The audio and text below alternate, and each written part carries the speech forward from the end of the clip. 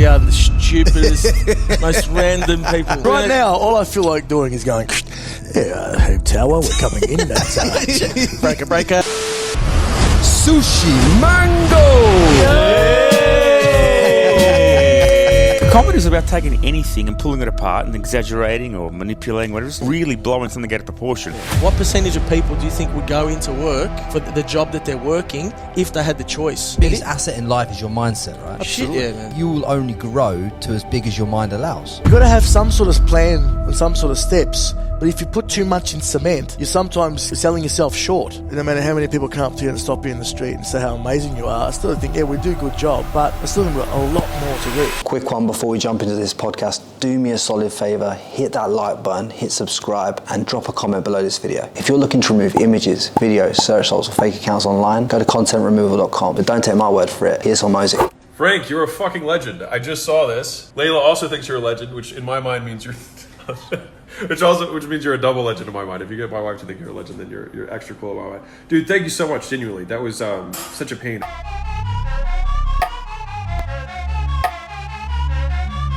Coming to you live from Melbourne with the podcast you have all been waiting for. These three boys have eluded me for like two and a half years. Honestly, they've said, Frankie, you bald fuck, we're not doing your podcast. We're not coming on. We don't do shit like this. But I'm like, boys, it's time. It's fucking time. Welcome, Sooshi Mango. Hey, you alright? You alright? Boys, that's how, boys. yeah. We got Joe, we got Carlo, we got Andrew, all here in my my ghetto apartment in St Kilda. It's not the ghetto, I keep telling you. St Kilda's good. Boys, man, you've had a fucking hell of a journey the last few years, man. Hell of a journey. I'm sure you can agree, but I want to know, because obviously I've heard different stories. Some say that you started in the garage, some say you started in a car, but I don't know how you boys went from traditional jobs, traditional backgrounds, working in whatever you're working in. I'm sure we'll go into that. But you went from that into obviously launching yourself and now selling out arenas like Rod Laver Arena and all this around Australia. It's a pretty mad journey when you break it down. So where did it actually all begin for you guys? You just don't all talk at once, lads. Don't all talk at once. I can't ever answer. I can't take the lead on this question because I wasn't there at the beginning. Well, just so you know that this podcast isn't going to be like a general podcast because we are the stupidest, most random people. Just right now, all I feel like doing is going, Hoop Tower, we're coming in. That's breaker. Clear the runway. We're coming in hot. We're coming in hot. We're coming in hot. It's like altitude.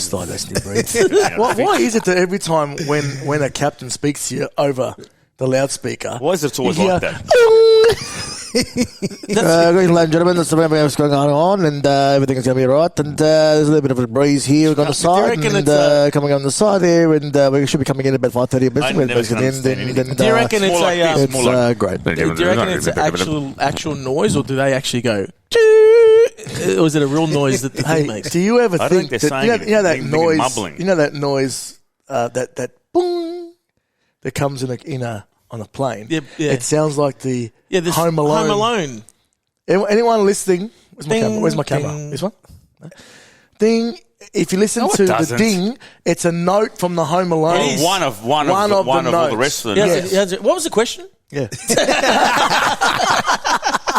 I'm just sat here watching the show, boys. You know what I mean? Who started? How to start? Are we recording? We're on. We're on, boys. We're on. How did it start? Well, it started. Okay. Well, you it started. You're right. We all had, I guess, normal, real jobs. Let's be honest. You know, like I was in sales, always different types of sales jobs, and my brother had a lighting or energy business, business, you know, and wholesale. And Andrew he was a scrap metal merchant, and so we all had these jobs beforehand, but we always were dickheads. We always say we were idiots for many years, but they just put a camera in front of us, right? So, and then one day I did a video in my car, and it got some traction, and I was like, this is this is interesting. This feeling, the endorphins that opened up. And then I did a few more, and I'd go to Carlo and say, have a look at these videos I was doing. And then Carlo would say, oh, you should chop this a bit shorter and make this a bit longer, like help with the edit. It was weird. We didn't know what we were doing at the time. And then we said, let's do a video in the car. So we went to his house one day, and one of the original members of Sooshi Mango, Michael Cambronidis, who's a good friend of Carlo's, a good friend of all of us, he was there at the house as well that night. And we got in the car, put the iPhone on the dashboard, and drove. We didn't even have like an iPhone, like a holder. Yeah. I think we just stuck it on the dashboard. Blue tack, and we just drove and just did stupid things while we were driving, and that was it. And we went back, we edited it up, and then just put it out, And then someone said to us, "You got to start a page." And then so we're like, start a page. Like, what do you mean? Like, on Facebook. So we started this page, but then going back, we were like, well, what are we going to call this thing? Because we didn't think we were ever going to do ethnic comedy. We just thought we were just doing comedy, like just random stupid stuff. So we were like, what are we going to call it? And then my son was saying Sooshi Mango, while he was on the toilet. So we're sitting on we're sitting on the couch, and we're like, so what are we going to call it? All right. And you hear this little 3-year-old, he's 3 years old at the time, he was going, Sooshi Mango. We're like, what the fuck is he saying, this kid, man? Can you shut your kid up? Like, we're trying to talk. So he's trying to talk sense here. Trying to talk sense here. Yeah, and he's telling his wife, he's going, say what Luca wants. He's yelling. He keeps saying it. And we look at each other like, fucking, what just fucking call it? Just call it Sooshi Mango. Like, what does it mean? Sounds stupid. Sounds just pretty much what we are. Like, it makes no sense and stupid. We're like, we'll just take it. Sounds idiotic. We'll go with that. So it was, which is exactly what we are. But so he made it on a toilet, and then we just stuck with it. Like, we weren't doing wog humour in the beginning. We were just doing like everyday stuff. Like, we're just like, things friends do and all that kind of stuff. And so like skits essentially. Yeah, skits about like, driving, with your mates or whatever the hell it was, Which we look back to those videos now, and they're so raw, and you learn as you go. They were the most fun, though. But they were the most fun. That's what in the beginning it was like. It wasn't like we set out to do this thing. We're like, all right, by 2014 by 2020 we'll have shows under our belt and this, that. We didn't know what it was at the start. We were just meeting up every Wednesday, once a week, or Thursday, whatever it was, and we were just laughing. We were just having this mad time. So it's just an outlet. It was an outlet. It honestly was therapy.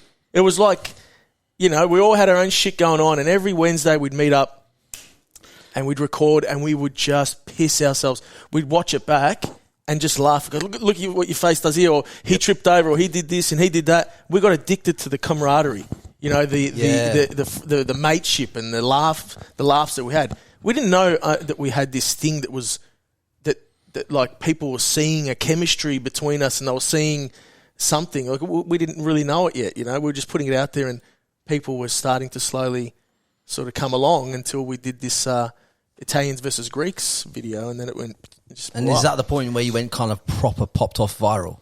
Yeah, that was the first one. Like, Italians versus Greeks was a concept that I brought to the boys. I was like, in Australia, I'm not sure if you guys have it in the UK. Do you have like the Greek? We have a big Greek population in like London and stuff, but we have Italians all over the UK. Yeah, but they're like Italians from Italy. Over there, right? Yeah. So there's like Italians who leave Italy and go and work in the restaurants and stuff. Like, so we're like first generation Italians versus first generation immigrants, kids of the immigrants in Australia. And there's always that rivalry, who's better, the Greeks or Italians.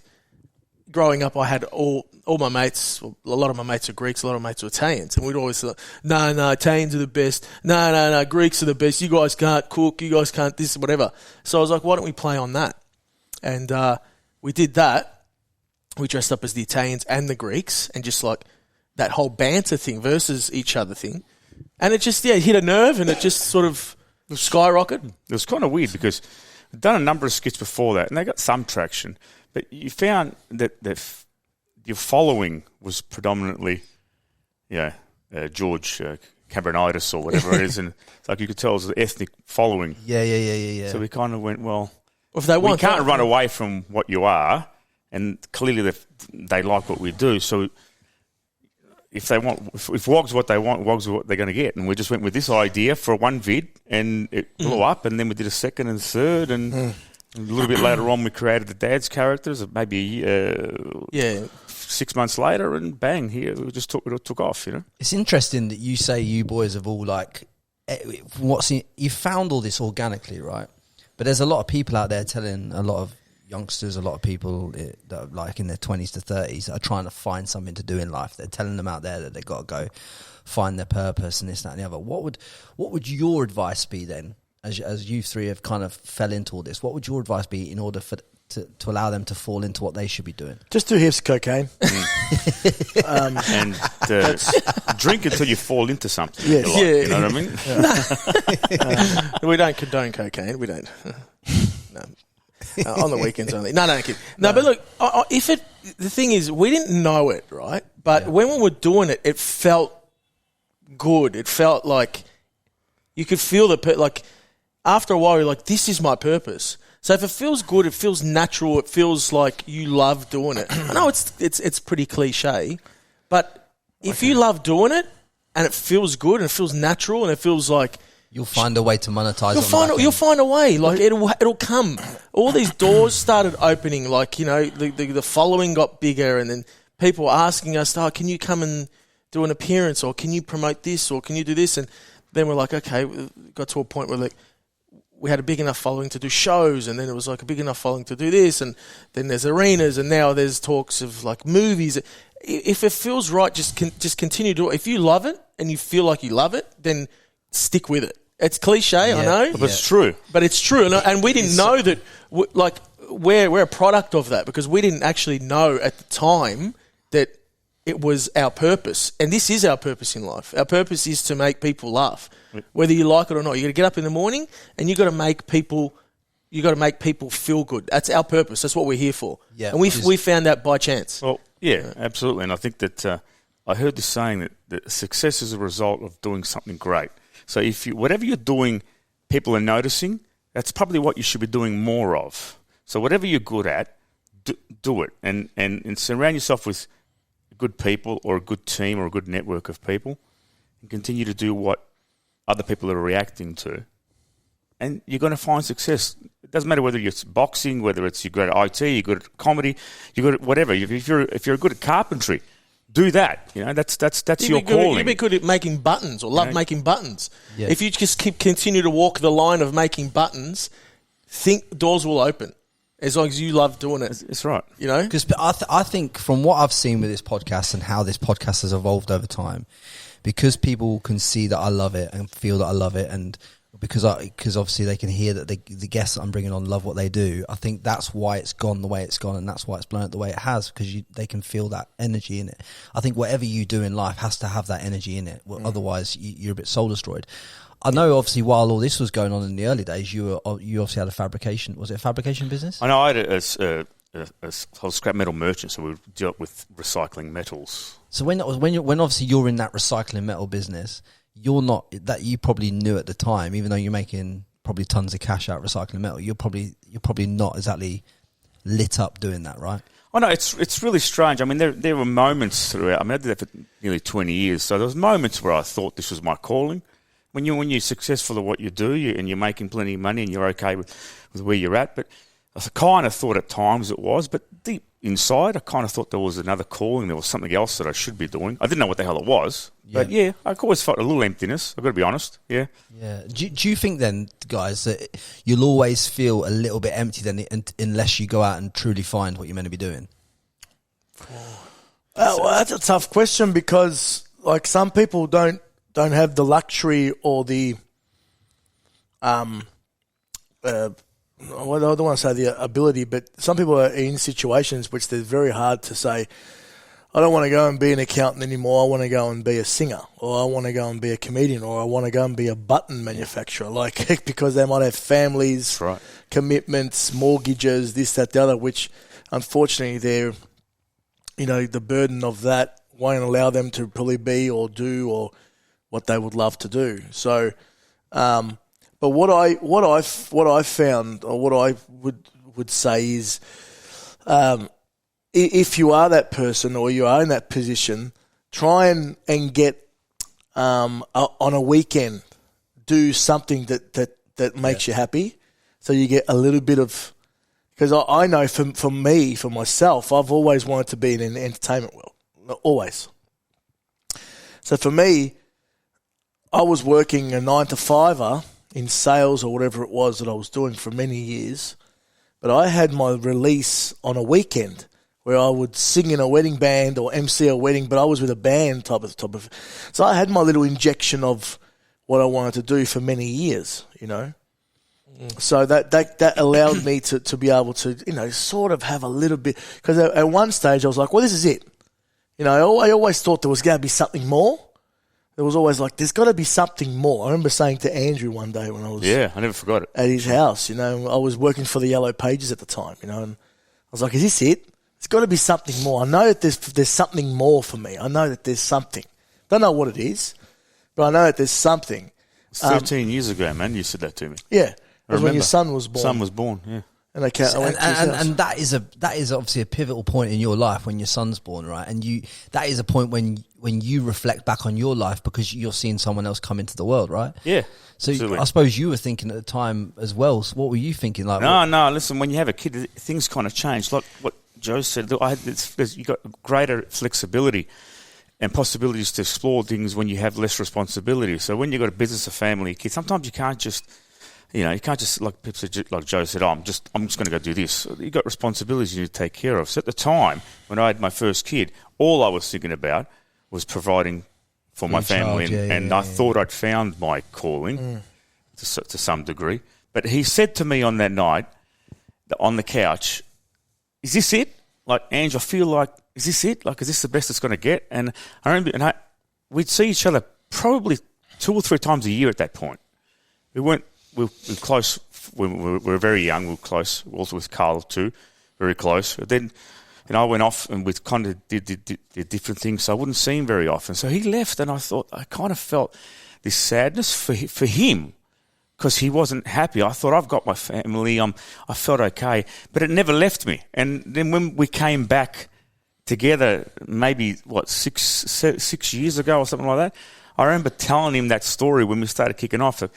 For some reason, what he said affected me, and I never forgot it. So he was saying, is that it? But subconsciously, I think it affected me. I was also like, is this it?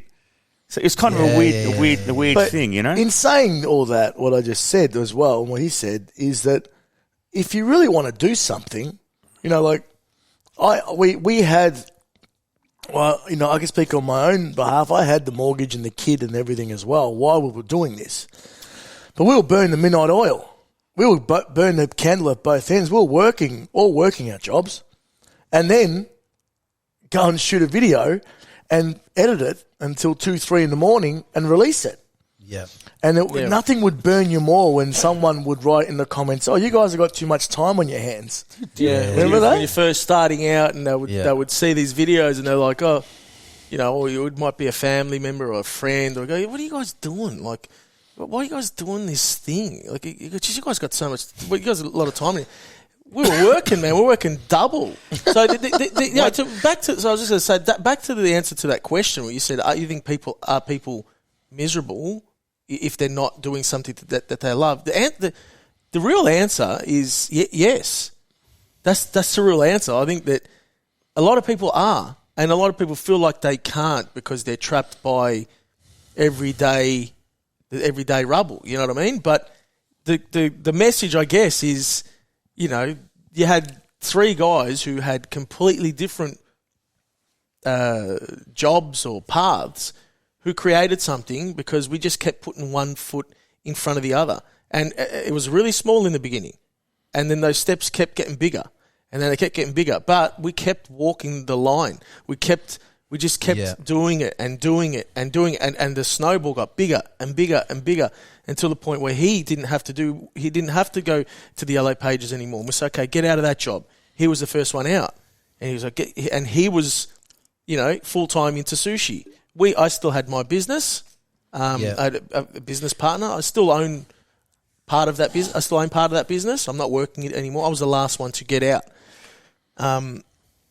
But you saw that Joe had to come out first because he had to come out first because he was working the job for someone else. He was working the job for someone else, and he came out first. He was still doing his emceeing, but he didn't have to work for someone. So we're like, get out, and he was looking after a lot of the admin and stuff like that. And then Andrew's business was sort of winding down, and he slowly sort of got out of his business, and I was the last one. I was really, really burning the candle. The other business I've got it's fairly successful business. What's that doing? Cocaine. It's cocaine. There's a theme going on here. Import, export. No, but it's hot water business, and it's energy, and I don't want to say too much. You know what I mean? Yeah. It's because they're full of cocaine. No, but anyway, then I got to a point. I was just like, I was really, really burning the candle at both ends, and I was like, I can't do this anymore. I had a chat to my business partner. I got out, but again, linked back to your question, is the answer is yes. People are probably miserable, and I would give them the. I wouldn't say miserable, Carl. I would say they're just content with what they've got. Well, they're kind of. It depends on what makes. If going to work and providing for your family is what keeps you happy, well then do that. That's success. Yeah. Success is what makes you happy. No, of course. But if they're looking for something, if they're working at the job and they're like, shit, I hate my boss. Yeah, there are a lot of people like they hate their boss. Would they come into work if they had the choice? What percentage of people do you think would go into work for the job that they're working if they had the choice? But if you boys were gonna say right, there has to be a way that the majority of people can free themselves from that. There has to be the way. No, there isn't. Well, I'll explain to you why. No, I don't mean to be cynical about this. Okay, most people think and believe they want to do certain things, but really deep down aren't prepared to do the amount of work required to get there. Well, that's the answer. That's true. That's the answer. What he just said. That's the way out. Yeah. I don't believe that there isn't a way out. I believe that there is, but you have to step. I was trying. That's what I'm getting to is the fact of like what Andrew just said. There is 100% true. It's like there is a way out for everyone listening to this who's not happy in their job role. There is. If you're not happy in your company, there's a way out too. But at the end of the day, you have to be willing to do what the boys have said in order to execute the plan. 100%. You can't. How many years was it before you started to monetize Sooshi Mango? Jeez, we're talking about any significant kind of money. Or dribs and drabs were coming in. Like within a year or two. Well, 2017 we did the first show. Yeah, I mean, but that was a bit of money that came in, and you launched it in 2015, right? 15 we started sort of moving, and in 2017 we got a little bit of money.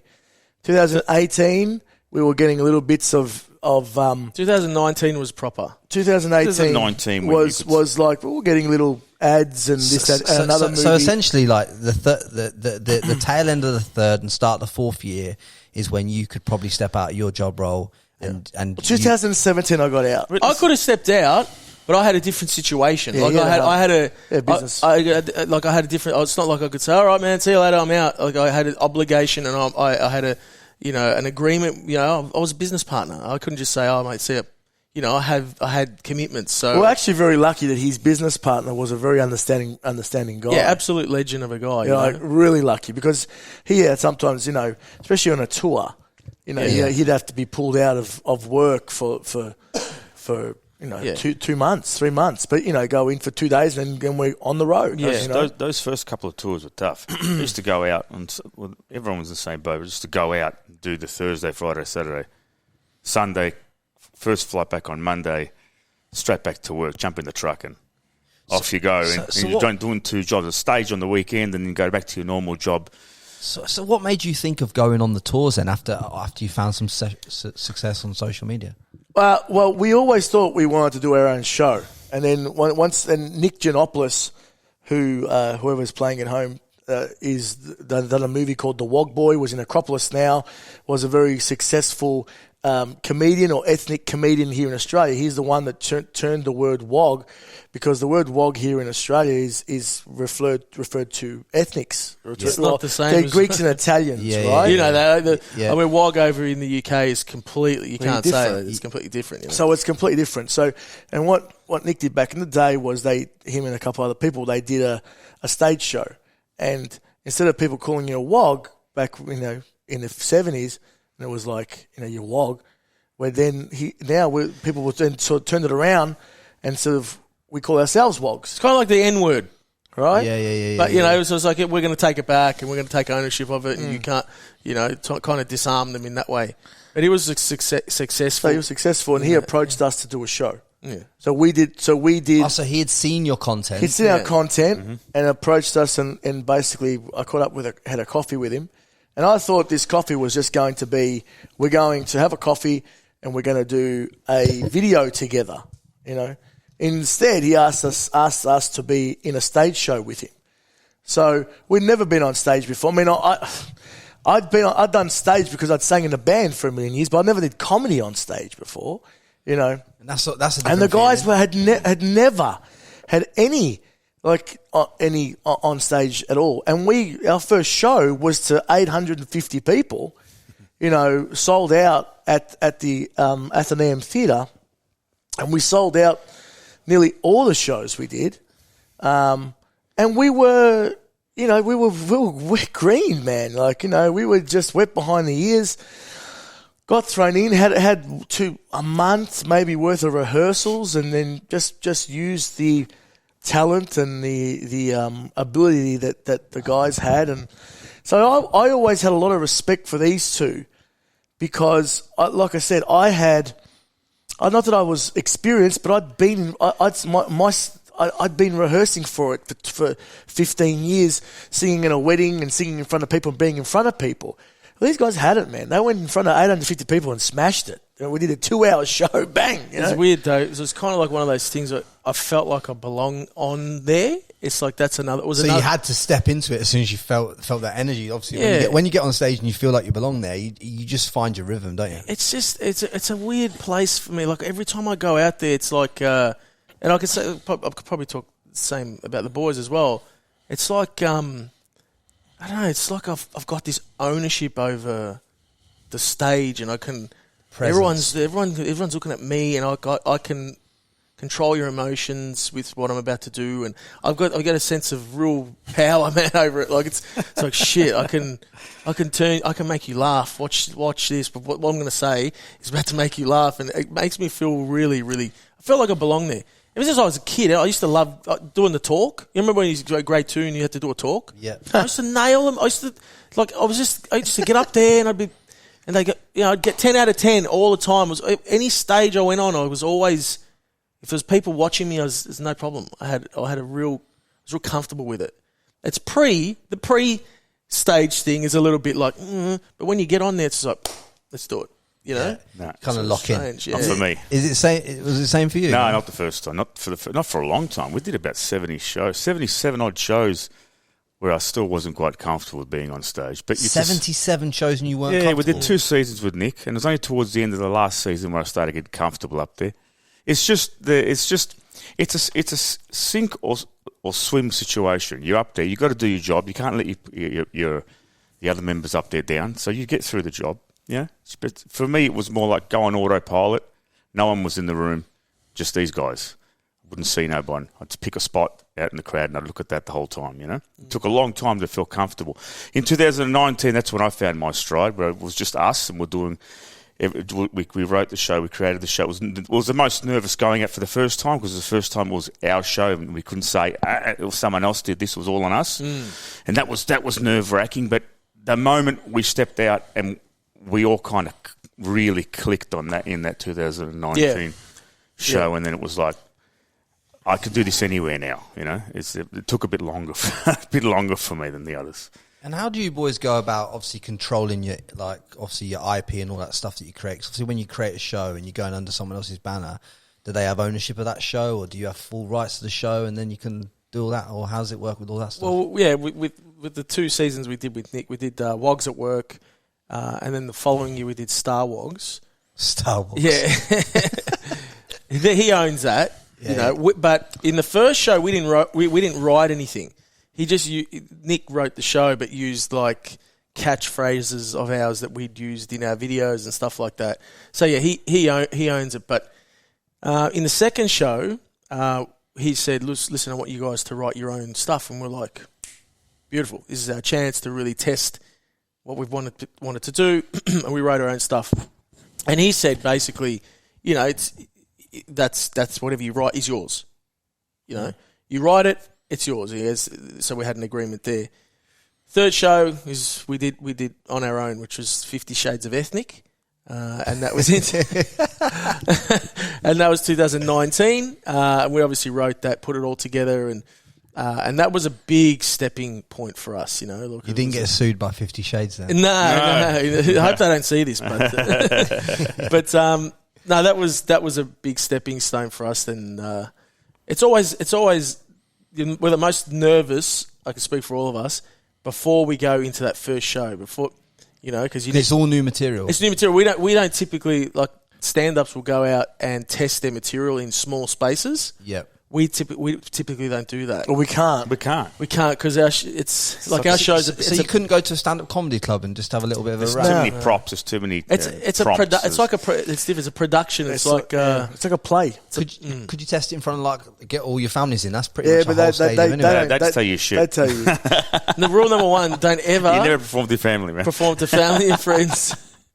They'll give you the worst feedback ever. Because they either will tell you you're good when you shit, or they'll tell you shit when you're good. Yeah. You know, you can't get an honest. You need the honest crowd to get that honest opinion. That's right. Yeah. But you boys obviously got some. Oh, what are you doing? What are you doing now? You got the wines. You got so many different streams of revenue now coming in with this whole Sooshi Mango brand. It's like quite powerful. I mean, how long ago did you release this? A few weeks ago, didn't you? Yep. 3? No, 4. So it was fourth week. How did you get pulled into wine? Well, so our lead characters are Johnny, Vince, and Sam, right? Which is the 3 ethnic dads, and they're the guys that really changed our lives completely. So when we made these characters and we made a video called "Shit Ethnic Dads Say," and we dressed up as these characters, it just went bonkers. You know, like 10+ million. It's probably had maybe 40 million views across all platforms. It's ridiculous. And they sort of created a life for us, you know, and they're always the lead characters. So we always had this idea of creating a sub-brand called Johnny Vincent Sam's, and that brand would then have, you know, like wine and coffee and salami and cheeses and restaurants, and just be everything that our brand represents. Yeah, growing up. Yeah. When people think about Sooshi Mango, they think about coffee, pizza, pasta, salami, wine. They think about all the things that they had growing up. So now you're building a suite of like products to put at the back end of it. Yeah. So that was the idea. Like, the idea was to make something that we could be proud of, and you know, to create products that stand up against any other product. But people, when we did the wine, someone approached us about it. And we're like, look, we've got this idea about Johnny Vincent Sam's, and he's like, Jesus, you guys, this is amazing. And we just gelled. And he said, I can get you guys into BWS and Dan Murphy's. And we're like, that's where we want to be. We don't want to just sell it on our website. We want to go grand and big type of thing. So it all fell into place. And yeah, it's just one of those things that sort of felt right and felt good. And people, when they see the wine, some people are like, oh, they're thinking it's going to be like vinegar. It's going to be like $2 chuck in a bottle, and you're just capitalising. But man, we went through a grueling process, 12-month process, to get the wine perfect, because we're really meticulous. The bottle, the branding, what's in the bottle, the price of it. Right up until a week before we changed the bottle to green glass. Yep. Yeah.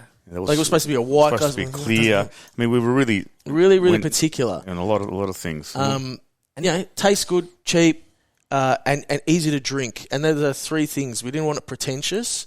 We wanted to make it really good. And everyone who's had it loves it. So far, so good. The sushi. Sorry to cut you off. The Sooshi Mango brand is what we represent. And this sounds corny, but authenticity. It's very important to us that we represent the characters that we play authentically and unoffensively, I should say. Inoffensively or unoffensively? Which way do you say that? I'd say unoffensively. Unoffensively, right.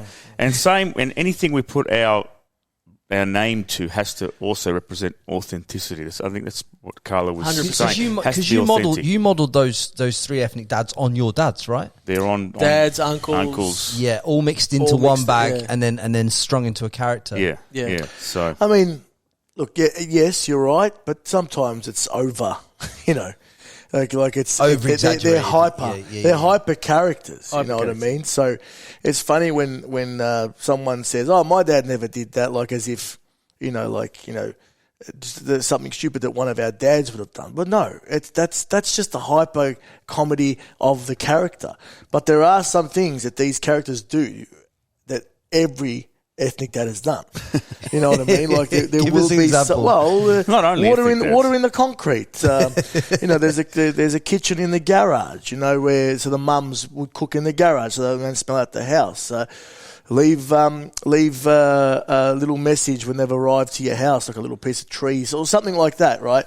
But then we did a couple of videos where his dad burnt one of the boys on the eye with a cafetiera, like a coffee maker. No ethnic dad ever did that. But it's funny. It's just a hyper extension of something. Well, it's just comedy. Comedy is about taking anything and pulling it apart and exaggerating or manipulating whatever. It's really blowing something out of proportion and then sticking it back together. That's all it's about. Comedians do anything to get... We will do anything to get a laugh. If punching you in the face right now made your audience laugh, I'd probably do it. But, it would be funny, wouldn't it? Do you remember the first time you slapped him on stage? You look like a pretty solid guy. I wouldn't want to get in a fight. Do you remember the first time you slapped him on stage? The first time you slapped him on stage, I got a huge laugh. Oh, shit. And so he's never stopped slapping him. Here's the thing, right? There is a part in the last two shows that we've done. The Carlos had to slap me. One was in the face. And then one was on my shoulder. Actually, we did that in the third. It's the first one. First on the shoulder, then the face, and shoulder again. And it's funny, but it hurts. But it's funny. Yeah. So I said to him, "If you got to hit me, you got to hit me. You got to really hit me. Like, don't fake it. It's just I'll just deal with the pain because the laugh that it gets." Yeah, is the rush of laugh? It makes the pain go away a lot quicker. And every night, if I got it in that sweet spot, you'd hear it louder than the slap. The louder the slap, the louder the laugh. You know? So we would do anything for a laugh. But back to that, the wine and what Andrew was saying, authenticity plays a big part in what we do, and that's why we put so much effort into the wine, and we'll put so much effort into any product that we do, because our audience will, they're not stupid. The audience isn't stupid. Yeah. Well, we couldn't do an eyelash brand with Johnny Vincent Sam's. If Revlon came along and said, "Hey, we want you guys to do something with a lipstick with these," we couldn't do something that wasn't. Yeah, but for $10 million, I'll do it. Yeah, I'll take it. If I'll take it. I'll do it. Revlon, give us a call. I'll promote tampons at $10 million. But you know what I mean? We want some sort of synergy. Yeah. That's important. But do you guys have have you set out an agreed path on kind of how you want it to put in that suite of products? Yeah, $10 million. No, but you know what I'm saying. On a serious note. Yeah. Do you know what I'm saying? Like, did you? Was there a plan where the three of you got together and was like, we want to do this, and this. We don't know who we're going to collaborate with to do that, but that's kind of what we want. I'm going to give the credit to that to Carl, because I remember a conversation where you said, we should start something as Johnny Vincent Sam's. You can't with the idea of a sub-brand called Johnny. We were relating to this stuff, right? Yeah. Because that was... Yeah, was Carlo's idea. But you're saying, do we have a plan, a succession? Here's the thing. So once Sooshi Mango started to get success, and you're obviously going on the tour and on the first tour, you must have had a point where you sit there and you think to yourself, do you know what? we're creating something here. We're creating a brand, and you must have sat down together and thought, right, this is where like the salami goes in. This is where this. Oh, okay. Did you plan all that, or do you just do it? Someone reaches out and she says, "Oh, I think you should do a salami," and you go, "Yeah, we'll do that because it feels." I can right. answer that. Okay. So this is the answer. Carlo, and I'll never forget. We were driving to the airport. Okay, and this is when we were doing 50 Shades of Ethnic, and we were driving to the airport. You love that name, don't you? One of the shows, to do a show. And he said, we can do arenas one day, right? And we both said, arenas, oh man, it's a lot of people to get into one place. And we did, right? So, and then not only did we hold the record now of Rod Laver Arena for most comedy shows ever played there, like 3 of the same show. And I'm not saying this because, this is part of the story. I'm not a wanker. There's my camera. Okay? So to answer, the reason why I say this is to answer your question.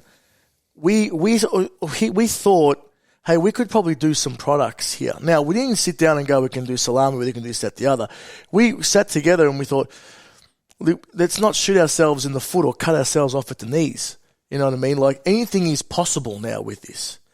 So there's no longer, we can't do this anymore. We can't do that. It's like, well, maybe we can do a wine one day. Yes, we can do a wine one day. Maybe we can do some pasta. Maybe we can do biscuits.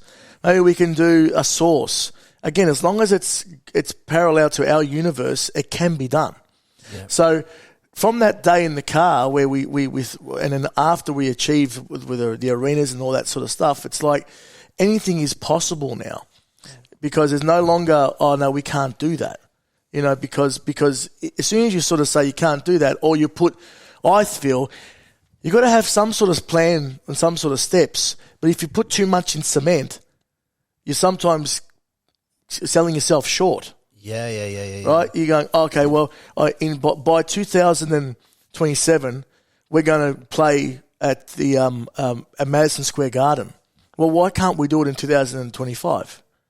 Yeah. Do you know what I mean? So your dreams then collectively are to play in America, to play in the UK, to do all the top things. Well, now it is. Like now after what we've achieved, and it's not saying, again, it's not pumping up our own tires saying we've achieved this and we can do anything. We don't care. It's like we believe it. Yeah. There's nothing. I don't think there's anything wrong in saying that though. I think it's important to say that. I think the power is for a lot of these guys listening is the fact of like once you show yourself you can do something that you probably thought was a long shot. Once you've shown yourself one long shot, you can show yourself. Yeah, man. I mean, look at the. Come on, man. This guy said to me 6 or 7 years ago. I remember you saying one day people are going to get us. We both said it. And you, sorry. Punch you straight in the mouth. No, I remember coming from his mouth, but you were with him, all right? They said one day we're going to go and do events and stuff, and I said, fuck you talking about? Who's going to want, it was 4 of us at the time, who's going to want 4 stupid wogs coming to their fucking, and within months we were doing gigs. And he said, you're going to eat your words for that, and I did, I had to, and I've never since that point, never believed that we couldn't do anything. Yeah. You have to really, if you're on your own or you're with a team, everyone has to be on the same wavelength. If someone said, are you going to play Madison Square Gardens one day? I know it might sound insane to you or to the listeners at home. It doesn't sound insane to me at all. But I believe that if that's what we all set our minds on, that's what we're going to do. It may be 10 years from now, maybe 15 years, maybe we may be playing the characters that we play now without any makeup on. That's how long it may take. But that is a possibility now in my mind, in all our minds, So yeah, you got to believe. I think once you decide to go all in as well, I think that's when it all changes. Yeah. Frankie, if you told me even 3 years ago, I'll be honest, that 4 years ago that we were going to do arenas, I would have said you're fucking dreaming. If you said that we would have been in Dan Murphy's with a bottle of wine, I would have said, nah, come on, we can't do that.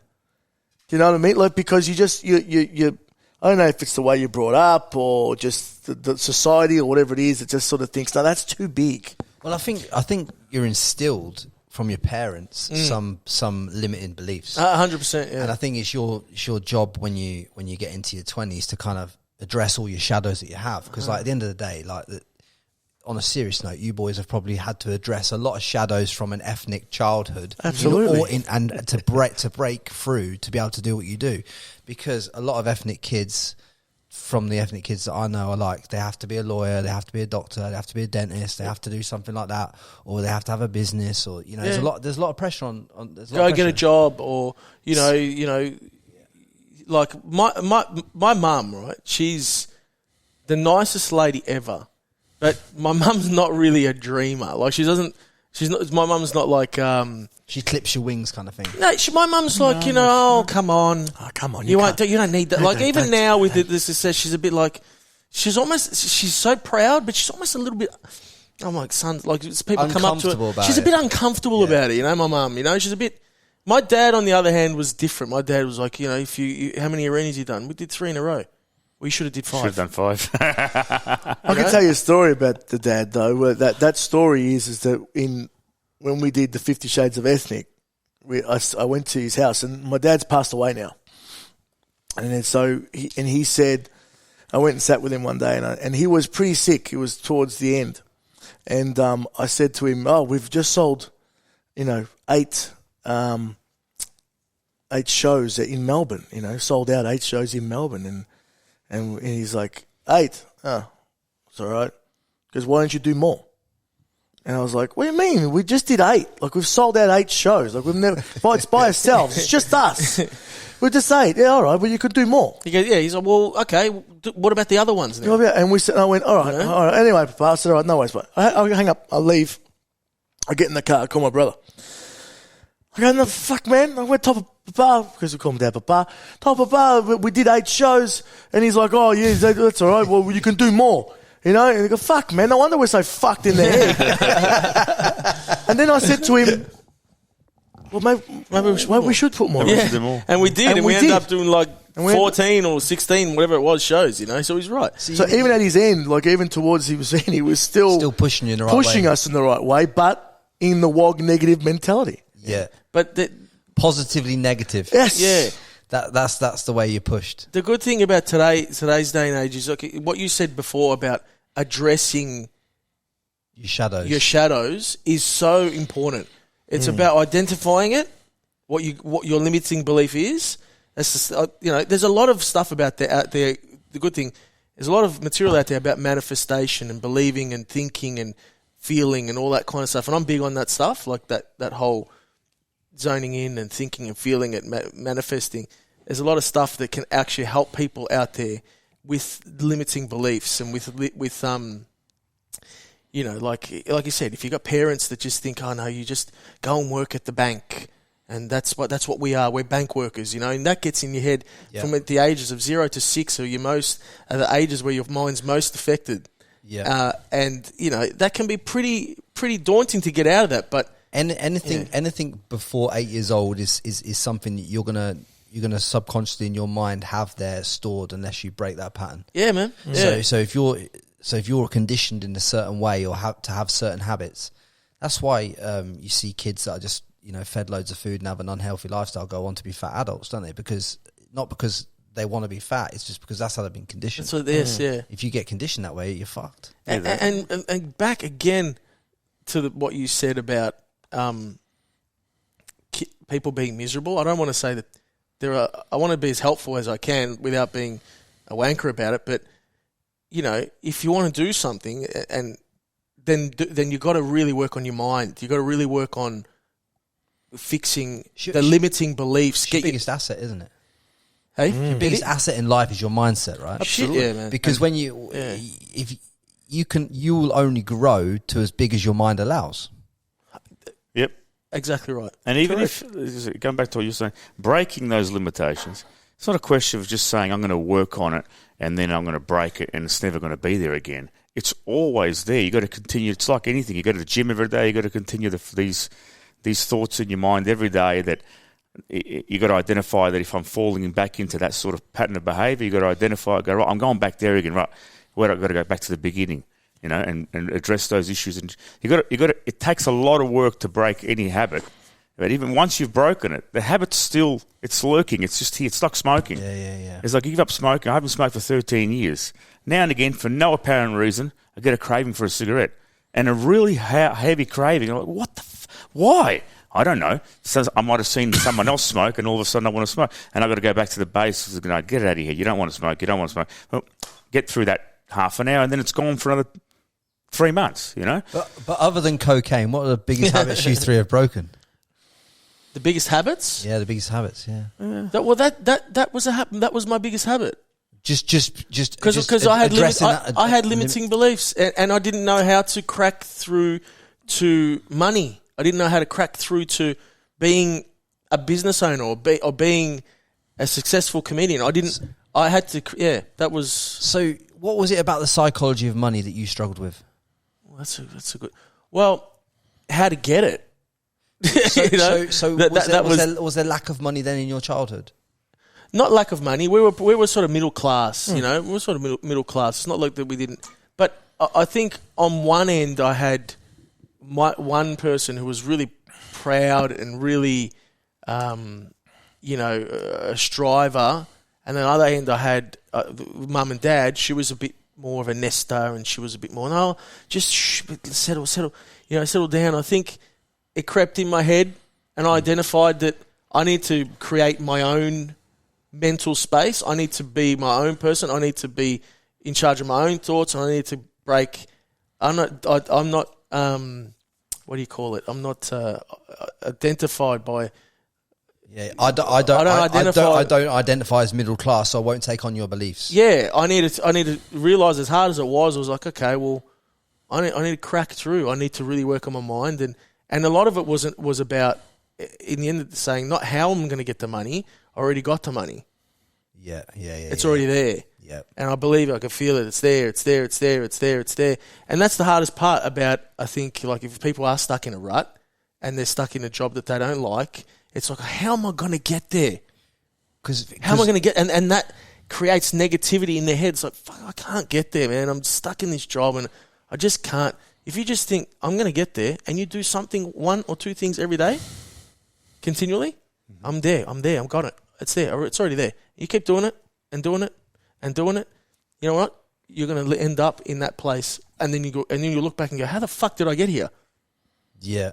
And that's the hardest part. I think as well, like from what you guys have been saying throughout this podcast, it's just dawned on me. It's all psychology with you guys, because it's like every year that you go from this year on, you've got to smash through a glass ceiling in order to get to a level that you could perhaps never imagine before. Oh yeah, there's that, and there's an expectation also that whatever you do next is better than what you did previously. So that puts pressure on all of us to perform. So every day, the next venture is like, okay, we've got to be better, because the fans expect more, and they deserve more. So we've got to produce better material. We've got to go a little bit further, go onwards and upwards with everything we do. But yeah, it's a funny one. It's you're right, I think.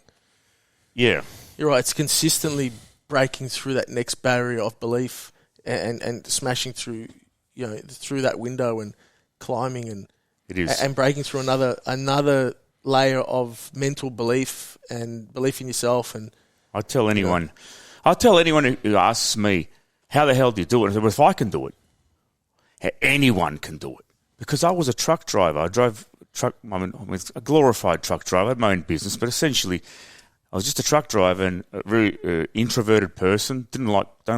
Never liked being in front of crowds. Never thought about being a comedian. Never thought about being having some sort of fame. But it's the mentality. Yeah.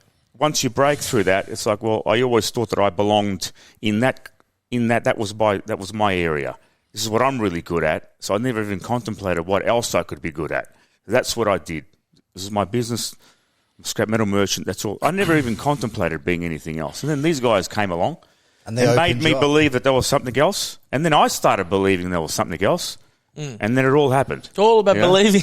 It's real cliche stuff, I think. But I think it's true. It's like a lot of people say it, but I think it's so true, man. I think it's important to stay grounded too. Like we're saying here before about we've done this, we've done that, we do this. It's like they're the little wins that you have to celebrate.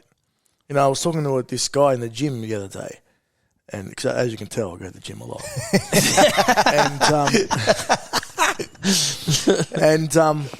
There's also a food bar in the gym. Yeah, there is. There's a really good cafe at the gym. There's donut war. There's a donut war in his gym. You know what I mean? He got here. He said to me, Frankie, have you got any of them almond croissants that you give all your guests? I'm like, yeah, don't worry about it. I got you covered. And I was like, no, I don't want any. I don't want any. And then cut to me smashing one. But anyway, he was telling me he just won the Australian division of bodybuilding in his class. He won the whole thing, like smashed it. Yeah. And I go, you must be wrapped, you know, did you win? And he said, no, I said, I didn't like the way I looked. He won it. He won the whole thing. Like he's the best, the biggest. And I'm like, man, you got to celebrate your win. That's probably body dysmorphia. That sounds like it. No, but he's like, but he won it. But he was like, oh, this could have been better. That could have been better. I understand you want to get better, which is the same as us. I still think that we have got a lot more to do. Yeah. I still don't think we are famous. No. Like, I still don't think that we are celebrity. I still don't think that, you know, no matter how many people come up to you and stop you in the street and say how amazing you are, I still think, yeah, we do a good job, but I still think we've got a lot more to do. But we have to celebrate our little wins. Yeah. Which are really important, you know. So, again, it's that belief. I still have that little bit of my dad in me of saying, well, why can't you do 2 more? Or why can't you do this? Or why can't you do that? Or why can't you do a movie? Or why can't you do Madison Square Garden? Or why can't you do that? But I also celebrate what we've done. And it's very important to do that because people don't do that. I hear so many times, so I listen to a lot of podcasts, a lot of comedians or so on.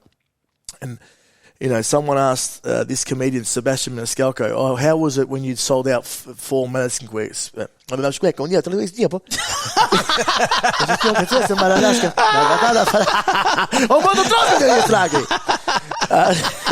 up so hard. So, no, his stupid face looked at you then.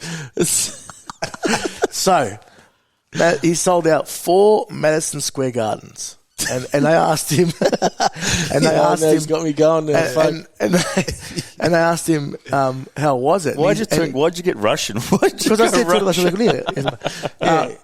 And he said, I wish, like, so he sold out 4. It's just like 20,000 people. Yeah, I heard this. 4 shows he sold out. I don't know if it's been done before in a comedian, or maybe Dice Clay did it many years ago. No, Dice did 2. Yeah. And I said, how do you think? He goes, oh man, that weekend I had so much going on in my head. I wish I enjoyed it. Like I wish I stopped and reflected on it. And that part in his life is gone now. Yeah. He can never get it back. He might be able to do more shows there, but for the first time doing it, can never get that back.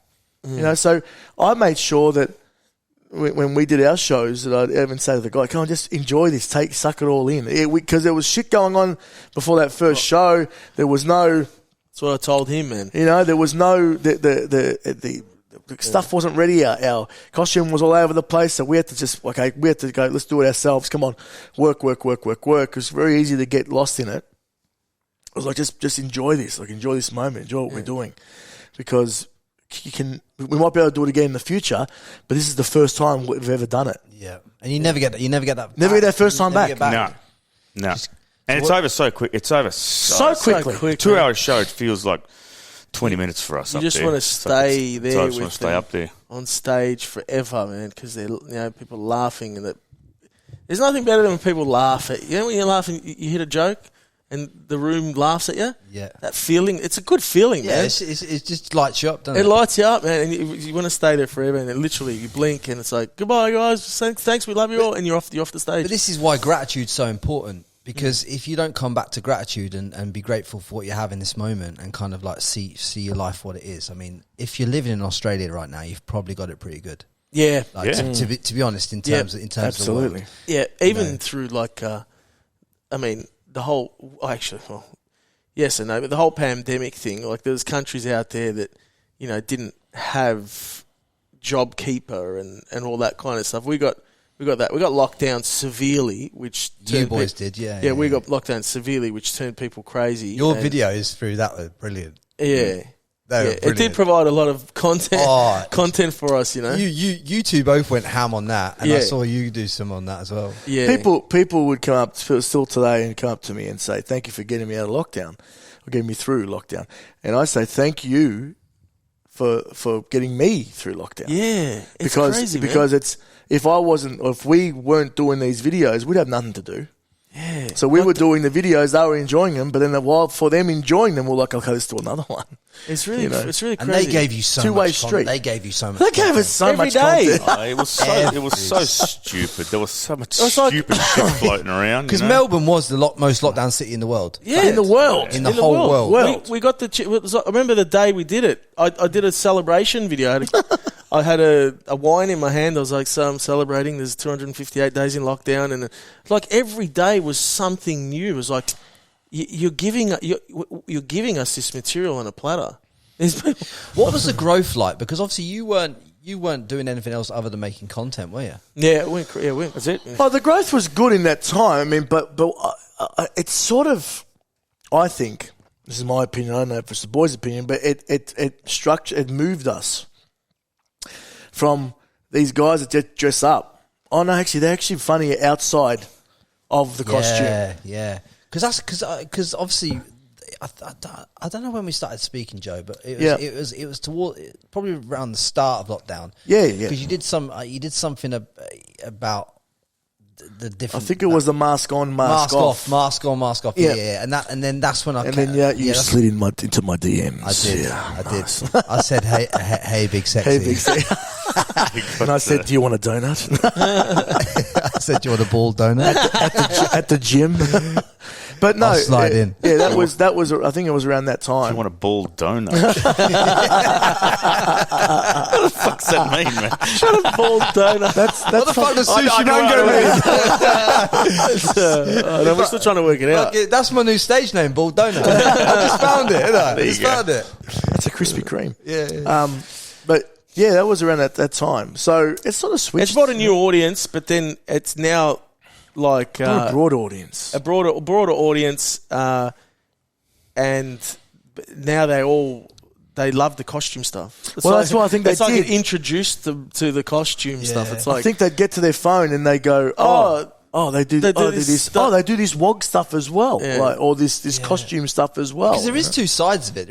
I mean, most of my mates I started sharing Joe's content first, and then I came across obviously Carlo's content.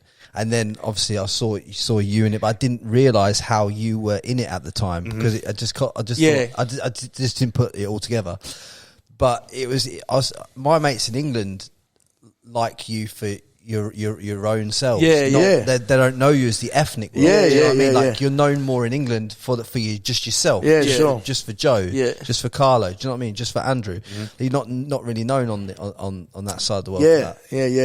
And that's been the interesting part, you know, because a lot of people this year we've been. A lot of people think we're the same person. Yeah, that's weird. I don't know how that. They'll come up to me and they'll come up to me and they'll say like, you know, the video that you did with or they'll come up to me and they go, fuck! Like, I'm like, no, that's not me. Or they'll go up to him or they'll tag me in pictures of him. Yeah. I'm like, no, dude, that's me, man. One day, you're following the wrong guy. He's supposed to be following me. Recently, he did an MC gig and he took a photo with a guy and the guy said to him. And the guy tagged me in it. Oh, not even him. He was talking to the guy for 2 hours as well. And the guy was that the Sam Bashiri? No, there's another one. Because here's the thing, right? I was speaking to Sam Bashiri, and obviously he's been on this podcast before, and I was telling him I was coming to Melbourne and speaking to you guys. Yeah. And he told me that you all went to school together. Me and Sam did, yeah. Yeah, we were in the same year level. Which guy? And Ange. Well, Sam Salesian. Edit this out. Yeah, he was. Yes, he was in our year level. Same year. I don't remember anyone from that school, man, besides you. You left, didn't you? I left in year 11. Oh, you did leave in year 11. That's right. Oh, the end of year 11, yeah. But it makes you think, doesn't it, whether success comes down. Was there a lot of success in your age group at school then? Like in terms of like, not obviously success on all levels of success, like business owners. Is there a commonality there? Look, I don't know, actually. I mean... Well, do you reckon? Because you don't really see many people from. You see a group of people. No, but we're clearly the most successful people at our year level. It was just mad to me that I messaged Sam saying I'm coming down to Melbourne, and he's like, oh, who you got on? I said Sooshi Mango boys. He says, tell the boys I love them because we went to school together. Yeah. Now Sam's been great. He says, I know all those boys. He's been a great supporter of ours. Yeah, he supports you a lot. Well, Sam's his story is unbelievable. Yeah, bloke to come from refugee and being in there for 2 years. And he's got like 37 Ferraris and stuff. Yeah, like man. He's smashed life. He's humble. Yeah, he's a good dude. Great dude. Really but nice do you guy. reckon that the kids nowadays are more entrepreneurial than our, because we're 40. I think it's gone two ways, right, Carlo? Yeah. I think the truth is that we've got the wizardry kids that are really good at video editing, really good at e-commerce, and we've got those come through on the one side, and then on the other side of the coin, we've got some really disconnected from how life really is, kind of humans. So it's kind of gone 50-50 from what I see. So there's a lot of kids these days that are really good with tech and taking advantage of the online world and cryptocurrency and even though it's shat itself now, but like there's a lot more avenues to make money from a computer these days, and some kids are cashing in. Yep. They really are. I think a bit like I was saying before. There's that side. I think there's like there's a 50% that are interested in that and that are cashing in, and then there's the other side that succumb to becoming a user of the social media platform. Does that make sense?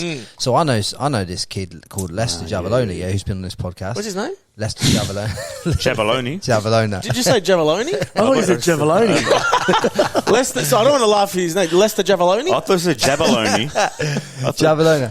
But what does he do? He does e-commerce. Does like builds dropshipping stores, stuff like that. Yeah. And imagine if his name was Jester Javaloni, because then you got Jester with those things in the javelin. He'll do 300 or 400k a month, boys. Oh, there you go. Like there you he's been doing that since he's like 18, 19. Good on you. 21 and now. doing what? Just doing like e-commerce, dropshipping. It's amazing. Dropshipping. Is it amazing? See what I mean? Like there's so many. There's opportunities for young people to make money in non-traditional ways. Yeah, and I believe in what you're saying, in that it probably is more than 50-50. It's probably 70 or 80-20. Probably even less. A lot of people succumb to the fancy cars and nice dress and everything. Life's always perfect. There's a lot of that through the social media aspect, and then there's this portion of kids who are using social media platforms and IT technology to make money, and these lot over here are trying to pretend as if they have money or there's a lot of that or whatever. There's a lot of that. The kids feeling the pressure to flex and like to show their car. And isn't it they do renting a chain? No, they do the thing with the gold, the coin, and they test it, see if the diamonds are real. Yeah, there's a lot of that stuff going on now. In the States anyway. I feel sorry for them. Like they're just trying to keep. It's almost like keeping up with the Joneses kind of thing. They're probably putting shit on their credit cards and. So, what would your advice be then to these youngsters out there that are trying to fucking send it? It's cool not to. Yeah, it's cool to not. I mean, if you want to flash, I'm not really personally. I'm not one to. Flash a nice car. I mean, it's nice. I just think it's something cool in just having it and not flashing it. Like, there's something nice in that. Like, I look at the people. I think if you're buying it for yourself, boys, I think you don't need to. It's not a case of it doesn't have to be a showy thing. It's an internal thing, isn't it? No, exactly right. If you buy yourself a nice watch and it's for you and it's for the right reason and it sits well with you. Yeah, that's cool, man. That's fine, that's man. cool, There's nothing wrong with that. 100%. But not for someone else. You're not but buying if it's for the gram, and you spend $100,000 and you earn, you spend $100,000 and you earn like $150 a year on a watch, and it's just to get that for the Instagram. No, I'd tell the young people, like, invest your fucking money in something that's going to. There's something that cocaine is going to appreciate. In cocaine on the weekends, but every other day, No, I'm fucking around. I hope everyone understands Invest your money. I hear there's a lot of money in it. Invest your money in stuff that's going to appreciate. So if you wanted to buy a Rolex, for argument's sake, okay, I don't advise everyone go out and buy a Rolex, but that will appreciate, okay, in time. Okay? If you buy it retail. That's right. And also, if you go buy bricks and mortar, buy something that's going to give you a return. Spending it on brand labels that are depreciating assets. I sound like I know what I'm talking about. But Look, depreciating assets, don't put your money in stuff that doesn't... We buy little things, gifts ourselves. Not probably me more. But like you said before, I did it as a what's it called? A reward. Yes. But that's it. But you can do that if you set yourself goals and say, right, I'm going to achieve this, and then when I achieve this, I might go out and do that. That's fine. Don't get twisted. I'm not saying don't buy the stuff. If you want to buy something nice, buy it. But I think live within your means. I'm talking about the poor kids. Well, it's a choice anyway. The kids that try to keep up with the Joneses, like, oh shit, I need to get the Rolex. I need to flex with an Instagram post when they can't afford it. Well, we all hit different levels at different times. I know 25-year-olds that have smashed it and 20, 30 million online, and I'm. Hey, Javaloni. Not him specifically, but other people out there that have done that, and they're like 25. But that doesn't mean that your money doesn't come along the track because you're 32. Do you know what I'm saying? Like, people get it all twisted, don't they? They start looking over here rather than looking inside. Yeah, here. well, look, I mean, we're in our 40s. I mean, you do 25 odd years of working, and then find find this. So I mean, if you know what's hard, it comes at different times for different people. You know, don't be someone that's earned that sort of money at 25 years old is a pretty switched on guy, right? So people like that might be hard to give advice to because they think that they've got it. Well, I'm not giving advice to them. I'm giving advice to the kid who's trying to keep up with the Joneses. No, but what I'm saying is that guy with the $25 million $30 million at 25 years of age should be getting advice because imagine you at 25 years old. Yeah, give me his number. I'll work for him. Imagine you at 25 years old having $30 million. Mate, what are you thinking of at 25 years old? Girls going out. Cocaine. Well, probably, yeah. Probably, yeah. You know? No, but that can get, you can get lured. It'd be hard, man. It'd be hard for the kid.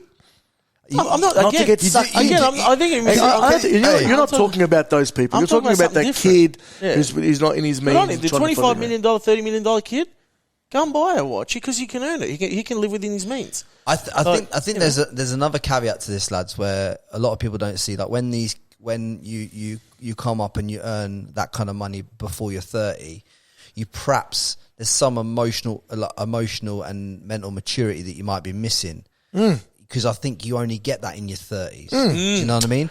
And it wasn't until like I started to get into like towards my mid-30s that you started to see that. Do you know what I'm saying? So, how many times have you said, "Oh, if only I knew now what I knew when I was 20"? What? Did I say that correctly? No. No, you didn't. Take advice from him because he's got to. That's right. If only I knew now what I knew when I was 20. No, you said if I knew now what I knew when I was 20. It's like you want to know what you're 20 now. Yeah. You want to know what you know now when you were 20. Anyway, if anyone knew what I know now when I was 20. When I was 20. That's what it is. Carry on, Joe. We straightened it out for you. What is this? And he's taking subscriptions for how to get rich. So $1,000 a person. What I knew now when I was 20. Yeah. But you know, how many times have you said that though? Yeah. You know, if only I knew now. If only I knew when I was 20 what I knew now. That's all I was trying to say. That's all I was trying to say. How many times have you heard someone say that? And it's true. Let's face it, I mean, if you're 25, listen, this might not be the right thing to say, but if you're 25 and you've got $30 million in the bank account, you can afford to blow $10 million because you've still got a lot of money and you haven't reached your 30s yet. And then you can work out what you want to do with the money when you're 30. I mean, there's a lot of... We're not talking about real money. I mean, $30 million is not real money to most people. It's the kind of money most people will never make. It's an unfathomable amount of money for people to think about. Isn't it Yeah, yeah. You know what I mean? Yeah, it's true, but I always think if you got $30 million, like now, whatever I got now, I look at a house and I go, well, I want to spend this much money.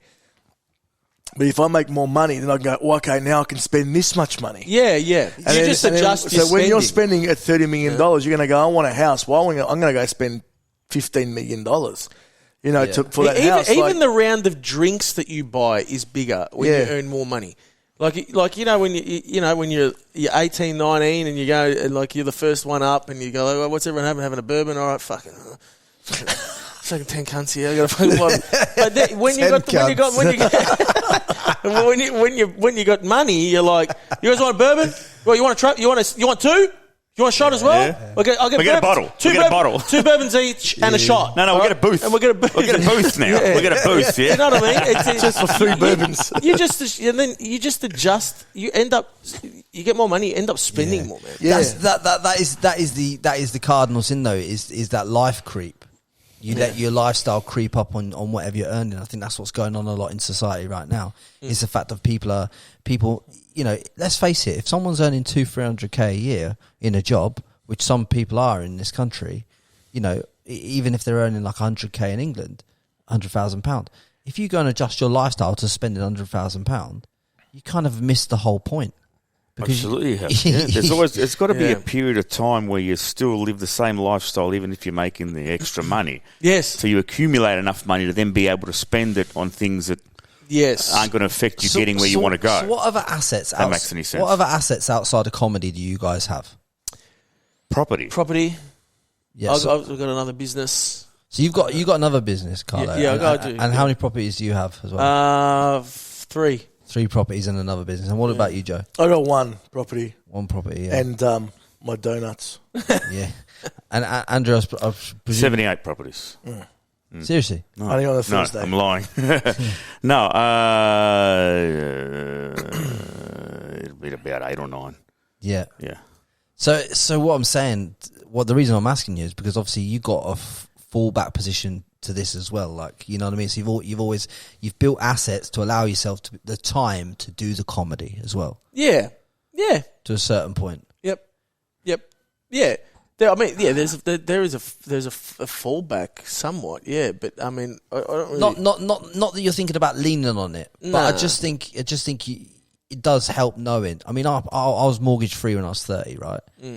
And there isn't even though like for a lot of when you think about that, I could have remortgaged it and bought four had 4 deposits on 4 houses. But it is nice knowing that you own something outright, completely done, and that's done. So you've got that as a fallback. Yes. You know what I'm saying? It is nice to know that. And if I lost everything today in Australia, I could just pack a bag up, fly back to England, and I'd be like, right, cool, I've got my own home. That's so there's no. Or if worse comes to worse, there's you no can risk sell. Then.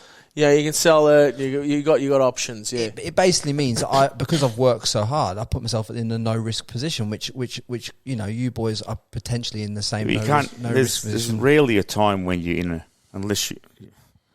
There's rarely a time when you're in a no loss situation. I mean, I agree with what you're saying. It's an old fashioned mentality, and I adopt that. I do. I've always been like, I want something that I own, and Carlo's the same, Joe's the same. Like you're saying, if all else fails, I got that too. If I go and start another venture, I always start the venture knowing that if that fails, I've got enough money to cover the failure. Yeah. But that's not the way not everyone thinks that way. That's not the rule to success. It's not necessarily the rule. That's just what makes you feel comfortable. I don't think there are any rules, are there? You know what I mean? You can do it anyway. A lot of people make it. And then once they still keep risking everything time and time again. That's the nature of how they find their way. It's rolling. You know what I mean? So I'm saying there's not one way. That's one way. It worked. I don't feel comfortable doing it any other way. But there are many ways to make money. You know, sometimes you have to gamble everything you have, and go into debt to take the next step in life. Whether it's buying a property for your business or machinery for your business or whatever that may be. Sometimes you have to risk everything you have and put it on the line to go and borrow money against that particular asset to make the next move. You've risked everything. Yeah. You know, if you're waiting to have enough money to do that, you may never get the opportunity to do it. So there's different ways. You know what I mean? I mean, basically, from everything you boys have said, it's like if any of you listening out there are at the point where you're going, should I take the safe job or should I roll the dice and actually believing in what I want, then I assume you boys would all encourage them rolling the dice on what they actually want in life, because at the end of the day, you can always go back and get a job, can't you? I rolled the dice. If we're talking about my other venture, which has been, it's grown quite a lot, I rolled the dice on that at least 4 or 5 times, where I rolled every cent I had into this business with my other business partner, to the point where it's like, man, we're if we can't make it out of this, that's all my life savings gone. I did that at least 4 or 5 times. Yep. And I backed it, and luckily, that paid off, and it's a That's what I was booming talking business. But mate, I rolled everything. I risked it all, and there was nights I was eating dinner thinking, mate, we're not going to get out of this. I did the same thing. We were in a bad situation. I did the same thing when I was 21. I went all balls in on a project when I was 21. And it was that project's called his wife. Hey, Val. Hey, darling. No, I bought a property, and it was way above what I should have extended myself. Way too much money, and it was much easier to get money back in those days. So I bought a property, and it was slowly choking me alive. I couldn't make the repayments on it, and but we managed to see it through with some help, and it came into fruition about 15 years later. I made quite a bit of money off the property. But it's like Carl said, there's been times even in between that where you have to roll.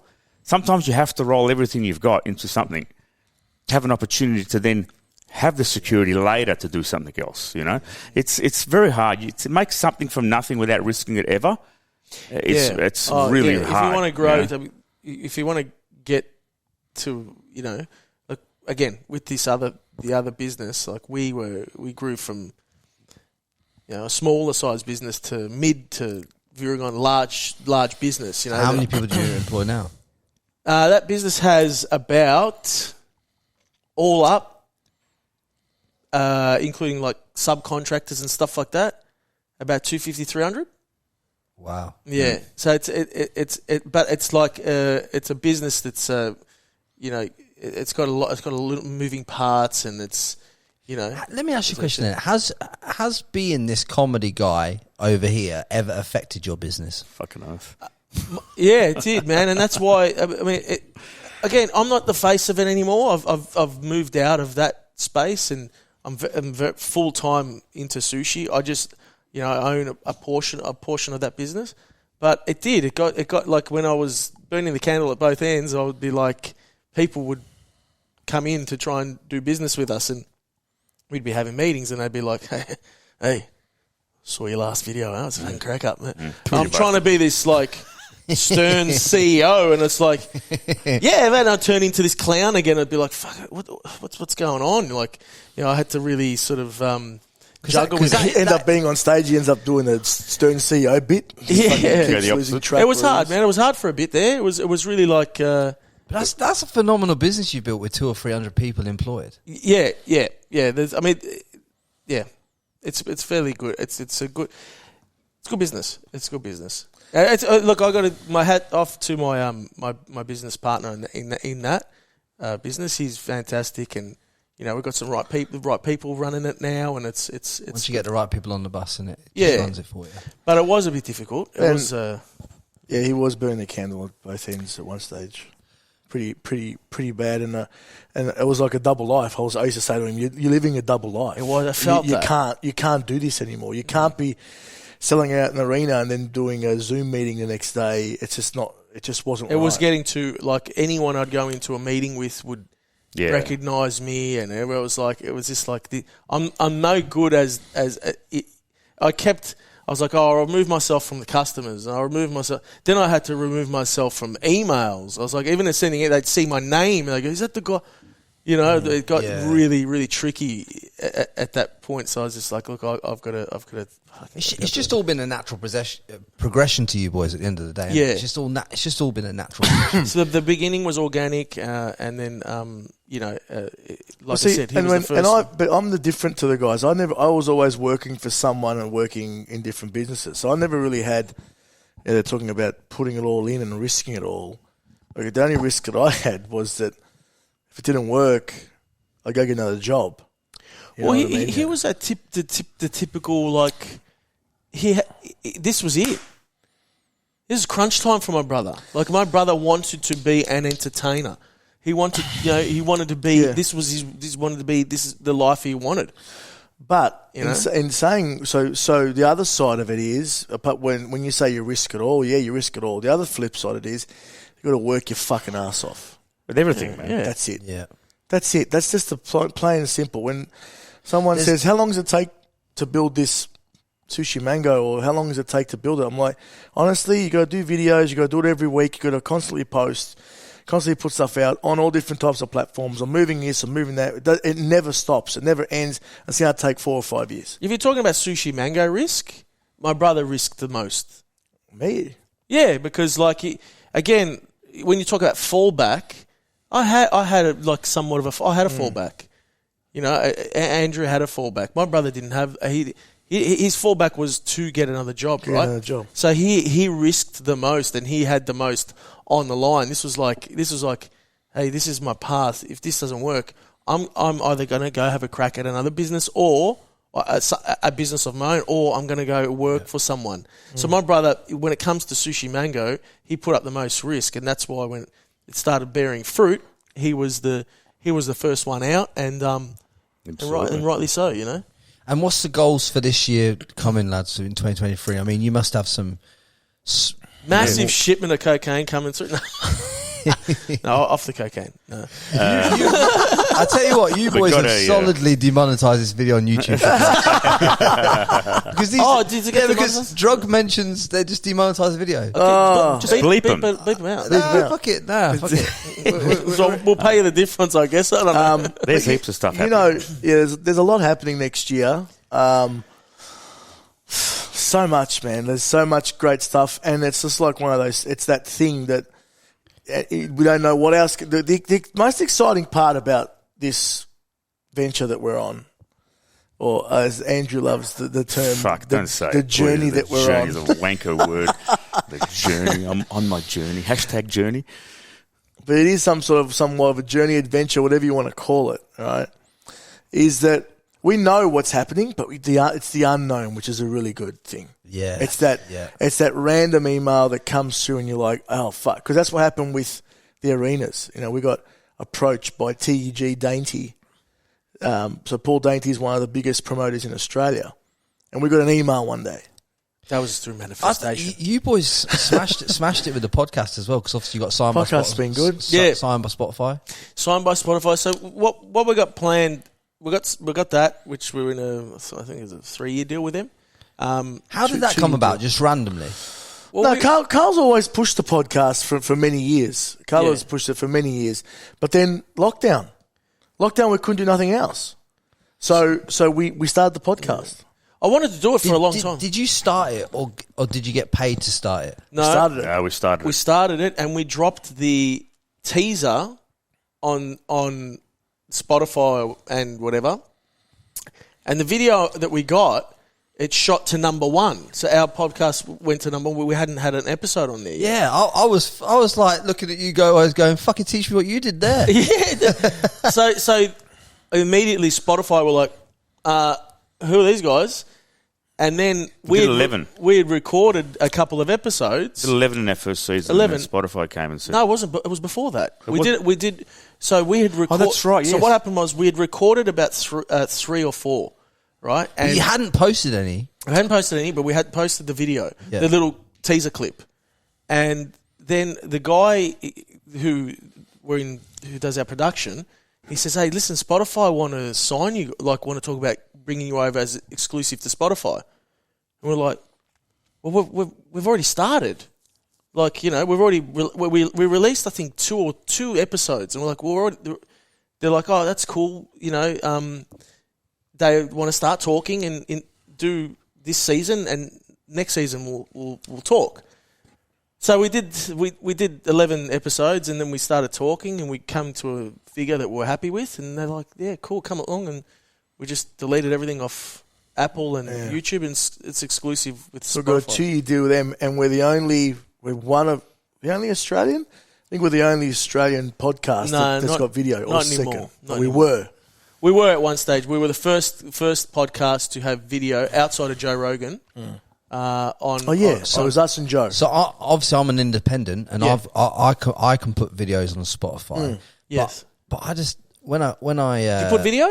No, because not a lot of people watch them, do they? Well, a lot of people watch ours. Ours is Ours are more watched than 90% watch it with the video. Watch it with the video. Yeah. But that's because you're probably exclusively on the platform, right? Possibly. For me, like what I've found from surveying the audience, and you guys tell me if I'm wrong, but they watch the videos on YouTube for me because obviously my videos are on YouTube. Yeah, right. right. Yeah. So they either go YouTube for videos or they go Spotify or Apple for the audio. I've been able to put the videos on Spotify since I reckon episode 50. Yep. So I can go back and put them on. Yeah. No, it's good. It's been good. They've been good. They're a good company to deal with. It's interesting that you say most yours, but how do they know it's watched on the video though? Because the video plays whilst they've got whilst They've got everything. And they give us a monthly breakdown of like how many people are coming back, how many people are watching multiple episodes. I'll tell you how. Watch rate. There's a button. Because the video doesn't actually play. When you're in your car, okay, when you're at home, it plays the video. When you're in your car, it's connected to your car, like via Bluetooth. Yeah. It doesn't play.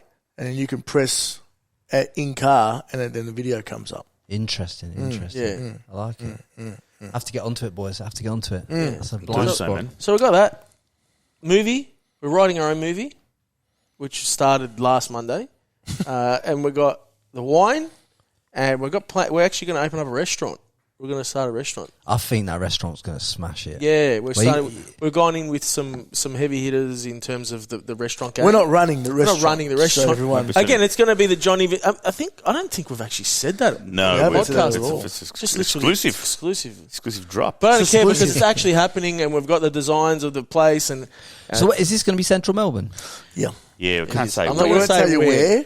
Can't say who with. I won't know where anyway. It's in St Kilda. No, mate. It's shitting on St Kilda all fucking day, man. We can't tell you where, we can't tell you when, we can't tell you with who. We can't tell you nothing. We can't tell you nothing about anything, to be honest. There's a restaurant coming, and it's going to embrace what we represent. When it comes down to the movie stuff, obviously, do you get funding for that? Yeah. Well, by who? Oh, it's a certain portion We by have to Film wait. Australia. You have to see. If you qualify. Oh, you're talking about like government funding? No. Obviously, do you get financial backers? Because yes. From what I gather from a lot of what you're doing, it's like with the podcast. You know, Spotify come on board and come to the table with the tech. You come with the comedy.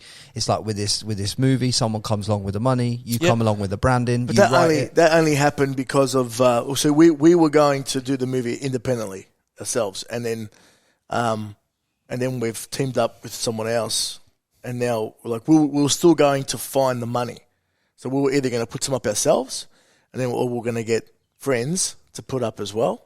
But now we're teaming up with someone which they will do all that. So they'll get the funding. They'll get all the funding and to try and go to Screen Australia, try and go to Big Victory. Doing a production company together with another company. But it just goes to show you, as you've built your brand online, the amount of opportunities you can draw to yourself by putting your face online, essentially. Absolutely. Just keep walking that. Again, back to the original message was just keep walking the line. Keep walking that line. Keep walking the line, and more things pop up, and you know. When you're online and when you put yourself out there, people tell you very quickly if it's good or not. So you know very quickly if it's good or not. And if it's not good, tweak it. Don't stop doing it. Just adjust it or try something else or go down this path. That's with anything, really, isn't it? Yeah. So let's do this then, lads. And I do this at the end of most episodes of the podcast. I get the people, usually one person, to drop their pearl of wisdom so that if they had to check out the world tomorrow and they couldn't take any of their physical goods, their family or anything else, but they could just leave one pearl of wisdom on this audience that will allow them to go forward in their life, to take them forward, to help them break patterns, flip perspectives? I'm going to ask you all individually, what would that be? And I'll start with Joe. What was the question again? What is the one pearl of, if you had Wisdom? to check, pearl of wisdom you would drop that could empower this audience to break patterns and flip perspectives in their life? Never give up. Okay. A pearl of wisdom to That's empower people. Yeah, if you were going to leave something, just that one piece, you can only leave one piece of advice for them listening. Never to give up. Like what Andrew said before. Never ever give up on your dreams, because if I could do it or we could do it, anyone can do it. So if you want to, whatever you're going to set yourself, if you want to do something in life, no matter how old you are, Sooshi Mango started really taking off when I was 39 years old, 40. It's fucking inspiring, isn't it? Right? So just never, ever give up on what your dream is. I know it sounds cliche and stupid and simple and easy, but it's true, man. Just if you feel like you got to do something, if you feel like that you want to, whatever it is, realistically, I can't be 35 years old and go, I want to play AFL football. You can play football, but as long as it's just never give up on your dreams. Yeah. What about you? I would say, again, it's going to be a little bit cliche, but identify what's wrong with yourself or your mind, and fix your mind.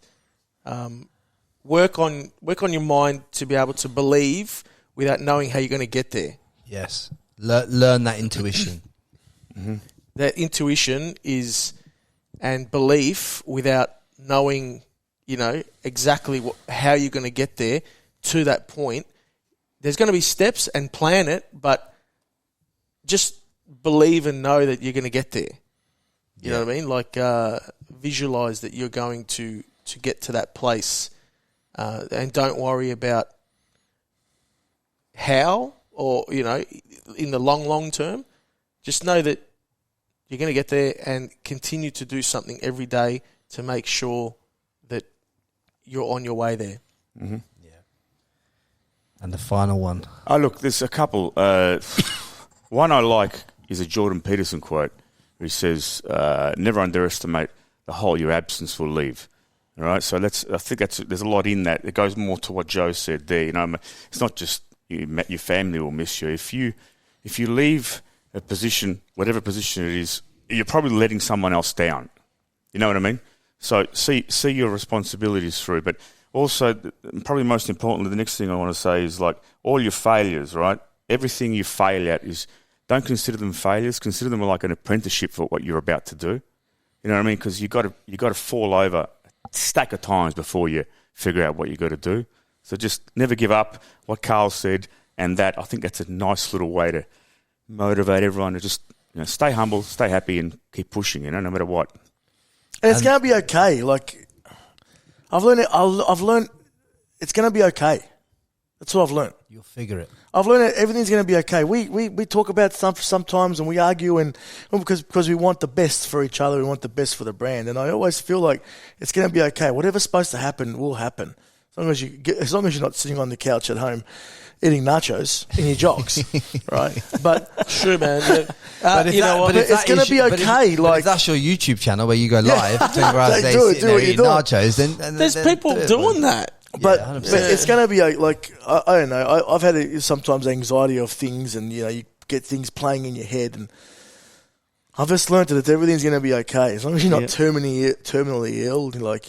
Everything always works out. And if I can add one more thing, it's just always find a way. Is that my camera there? Yeah. Always find a way to laugh. Laugh at everything. There's humour and fun shit in everything. No matter how dire, you just have to see that you see it from another perspective. There's always something to laugh about. So, and that's coming from the most serious man in the world. I am. Mm-hmm. I can bet if I smile, my face cracks. You see, but no, it's very true. You got to laugh, but yeah, man, I just want to I hope people that are listening, man, can actually get something out of it. And that miserable person, because I know that there might be someone out there who's miserable, listening to this, thinking, I'm in a bad, I don't like where I'm at. Get up, think of something you can do, and do something every day, and keep moving forward. You can do it. Trust me. Love it. By the way, And I wish you fucking all the best in what you're about Yeah. to embark here we on, my go. friend. Yeah, man. Yeah, Seriously, man. I wish you all the best, and I think that you're going to continue to grow. And you know, Thank you, man. Thank you. I think you're going to continue to grow. I suppose we better give the audience context to this. Yeah, well, I suppose this you let them know. That's why I thought you'd let them know. They don't know. No, they don't know. But I suppose today is as good a day as any to kind of break this news. But I've decided, and it's emotional for me to even say this, I've decided to leave Australia because I think that I came here in 2014, July 2014. I think I came here to heal parts of myself that perhaps weren't healed. There was a lot of stuff that I had to learn about myself, a lot of ego that I had to smash through, a lot of stuff that I was just hurt in many areas of my life, whether it be around breakups, whether it be around childhood stuff that went on, you know, and stuff like that. So I had to heal a lot of that. And I came here, and I think I've done that throughout this journey, and obviously found the podcast when I went back to England in 2019 /20. Mm-hmm. Obviously found the podcast and stuff, and obviously sent it really hard, both here and when I went back to the UK. I sent it really fucking hard for the last 3 years, and built this to have guys like you come on. Mm-hmm. Do you know what I mean? This has been my dream since I started this podcast. Not just to have guests like you guys on that I know can drop their wisdom and put it on the audience, so the audience can break patterns, flip perspectives in their life. That's what I'm here to do. And I realised the other day when I was sat on my own, I was like, I've been to number 3. Like in terms of like my category, like you've been number 1 of your category, I've been number 3 of mine. Yeah, I think number 66 or 63 overall in Australia. Bearing in mind, if you took out the Americans, I'd be in the top 20, right? So would you, right? Well, when you've been to come back and just to try and be number 1, that's just you being involved in an egotistical dick swinging competition. But to go out to the world now and have the best conversations that you can genuinely have and just go and serve the world that way, that's what my soul's telling me to do. Yeah, man. So in order to do that, the way that I'm doing it, guys, is I've literally like selling my car. I'm getting rid of my apartment. I'm losing every part of this identity I have now in order to take myself to the next level, in order to allow myself that freedom. Because in my opinion, and I've had to reinvent myself a couple of times. I had to reinvent when I was a professional boxing trainer. I had to reinvent myself, you know, and then I had to come to Australia. I had to reinvent myself again to do that. And now I'm having to reinvent myself again, because I realised you cannot get to where you want to get to in the same ship that got you to where you are. That's profound, man. And that's kind of that's very profound, man. It's very profound, and again, wish you all the best. I think that you're on a winner, and you found something that you love doing, and like I said, if I can give you that wisdom, is keep taking the step. More steps you take, and this is going to be a big step for you going overseas and finding people that are bigger than us, you know, to come on this podcast or whatever it is, way more wisdom than us, bigger than us, more popular than us, and you know, I think you'll find it. In the words of my dad, I hope you fail. But the thing is, boys, right? I realise this as well. I'm not saying goodbye to Australia. I'm just saying I'll see you soon. Yeah, I'll see you later. But I can't sit here and just try and be the best at this here. Like, that's just not what I'm about. Like, it's like I've already scratched the surface in England and thought, oh, I like that. You're all in, man. Yeah, you got to go all in. You're all in. You got to go all in on yourself. That's the whole point of this podcast. Is I have conversations with people that go in all in and back themselves on all levels of being. And then I try and get that wisdom into the audience's ears so they can go and back themselves and do what they want to do. You know, that's respect. You're going to get respect. Absolute pleasure having you boys on here to do that. Really you're going to get a lot of respect from the people that you're interviewing, because it's like, you know, you telling someone, go in that cold water, it's going to make you feel better. And then they go, you go in. Oh, no, fuck that. You're actually going, I'm going out. I'm doing this. I'm all in. Yeah. You're actually doing it, You're showing actually showing them as well. Well yeah, done, you're mate. preaching there. There's no Practice what there's you no preach. point the tagline of this podcast being break patterns, flip perspectives if you're not willing to break patterns and flip Absolutely. perspectives in your Lead own by life. example. You Lead gotta by lead- example. You got to lead from the front, and what's the worst that can happen? That's right. Exactly. You know what? Like I said before, it's going to be okay. Just, gonna be just fine. go dance.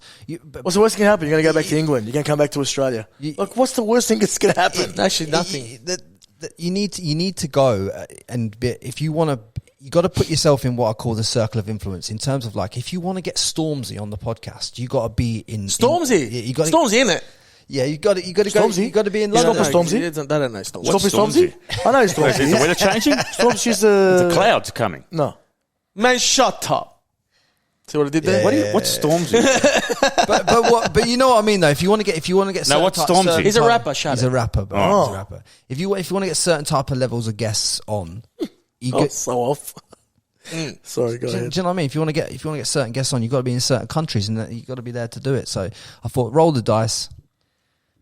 That's it. Good on you, man. Man, you're going to get so much more gonna kill it, experience, man. wisdom, and guests, and you're just going to come. Yeah, I'm going to see you on your European tour. That's it. Do you know what I mean? That's Like, it. That's if you next go year, on any actually. other podcast, if you're in England, I'm in England, or you're in America, and I'm in America, and you don't come on my podcast, we're going to fall out. Anyway, but no, on a serious note, boys, I appreciate you. I appreciate you coming on here and dropping your wisdom and taking the time out to come to St Kilda. St Kilda's I know it's a fucking ghetto. And I understand that. It's not the ghetto. Not a ghetto, It's man. not I the don't know ghetto. what It's you're just talking about, there's pub land, and there's a lot of vomit around the shit. Area 66. No, Wasn't Area 66 around here? Area's 1984. Yeah. When I was a kid. On a serious note, though, in relation to what you say, what a journey, my man. What a journey. Yeah. What a Yeah, journey man. for all of us. Journey, boys. man. I appreciate That's all it. of you. Guys, do me a solid favour, yeah? Like, subscribe, share it with your friends. Share the Sooshi Mango wherever you go. And honestly, these boys are doing bits, and I have no doubt in my mind that Madison Square Garden and everything else that they want to do is going to come to fruition. Get some wine. The wine's on the table there. Isaac, zoom in when I say wine. Wine. Zoom in on that bad boy. There you go. Wallop. Have that. Go buy that. They can buy that from Dan Murphy's. They can buy it from wherever. BWS. I don't normally encourage drinking, but for you boys, buy it for your mums, buy it for your dads. Just, Get on. buy it, put it away. Well, like a wine, Don't don't have to drink it. Don't binge drink it. A wine's good to be drank. Have a glass, maybe Yeah. a glass. It's good for the heart. The boys have sold a hell of a lot of this to the Catholic Church. So We offer the Eucharist with it as well. it'll be on every communion till Timbuktu. Right. Anyway, guys, much love. Stay safe. Stay happy. Peace out. Ciao. Guys, do me a solid favour. Drop a comment below this video and let us know who you want on the podcast next. Don't forget to subscribe to the Frankie Lee's podcast.